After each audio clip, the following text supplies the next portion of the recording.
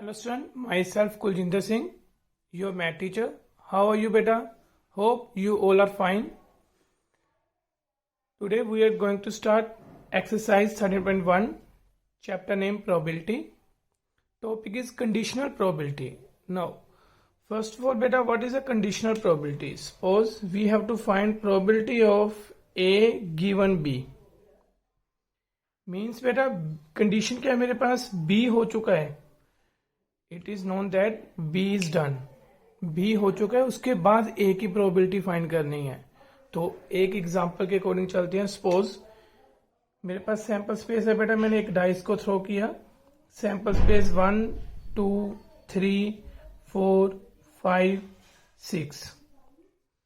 Now suppose बेटा A is equal to even number means 2 4 6 and B prime numbers 2 3 5. now probability of A given B, इसका मतलब क्या होगा बेटा? इसका मतलब ये हुआ कि मैंने A की प्रोबेबिलिटी फाइंड करनी है कि मुझे ये पता है कि B तो हो चुका है. कंडीशन है B इज डन मीन्स ये तो मुझे पता है कि प्राइम नंबर आ चुका है डाइस थ्रो करने पे. तो मैंने प्रोबेबिलिटी फाइंड करनी कि वो इवन हो. तो डायरेक्टली तो बेटा यही है कि मेरे पास 3 पॉसिबल केसेस है. मींस मैंने सैंपल स्पेस एस से रिस्ट्रिक्ट करके, मींस एस पे बेटा रिस्ट्रिक्शन लग चुकी है कि प्राइम नंबर तो आ चुका है. तो इसका मतलब जो सैंपल स्पेस है वो बेटा रिड्यूस हो चुका है बी में 2 3 5. इसमें से बेटा इवन नंबर आना ऑब्वियस है. ए की इवन नंबर है 2, तो आंसर क्या आएगा मेरा 1/3. डायरेक्ट आंसर ये है. बट जो हम क्वेश्चन करेंगे वो बेटा डायरेक्ट मेथड से नहीं करेंगे क्योंकि काफी क्वेश्चंस हैं. तो ये तो एक सिंपल से ही मैंने एक एग्जांपल दिया आपको.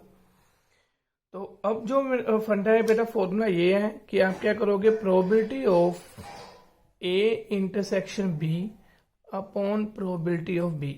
अब बेटा ध्यान रखना, इन दोनों प्रोबेबिलिटीज में सैंपल स्पेस मेरा पूरे का पूरा एस है क्योंकि यहाँ पे कोई कंडीशन नहीं है. तो करके देखते हैं बेटा वेरीफाई दोनों को आंसर सेम आ रहा है या नहीं. तो बेटा ए इंटरसेक्शन बी फाइंड करते हैं. First of all we have to find A intersection B. 2 is common, so A intersection B is equal to only element 2. Now, probability of A intersection B is equal to 1/6 क्योंकि बेटा intersection में एक ही element है. Probability of B is equal to 1 2 3, that is 3/6. We get final answer 1/3.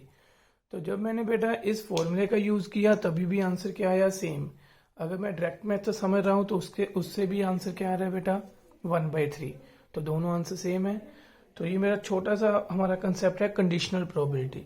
जो बाकी probability बेटा आपने +1 में जो 10th 9th में किया वो सेम ही है. जस्ट आज जो बेटा टॉपिक न्यू स्टार्ट किया वो है कंडीशनल प्रोबेबिलिटी. तो अब बेटा कंडीशनल प्रोबेबिलिटी का मतलब समझ लग ही गया होगा आपको. A given B is equal to probability of A intersection B upon probability of B. बस इस कंसेप्ट से बेटा आपने सभी क्वेश्चन ट्राई करने हैं. तो क्वेश्चन कोई भी हो सकता है बेटा, ठीक है.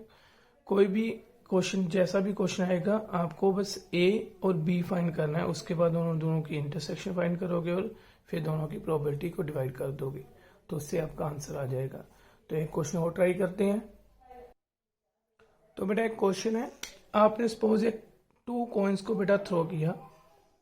तो मेरे पास सैंपल स्पेस है tail tail tail head head tail head head.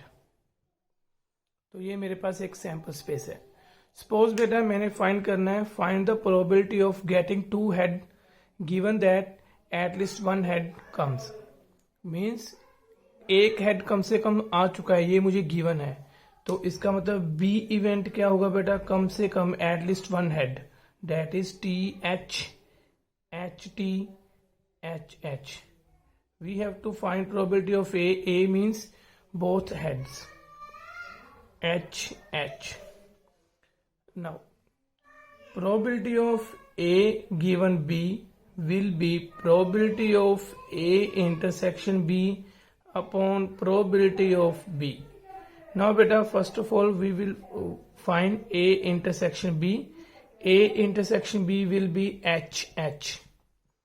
तो जस्ट एक एलिमेंट आया, तो बेटा इसका answer 1/4 upon probability of B 1/3. Final answer, sorry बेटा, 1/4, यहाँ पे 3/4.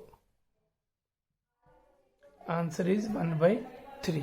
Final answer 1/3. तो बेटा पूरी एक्सरसाइज ट्राई करना. All the best. God bless you बेटा.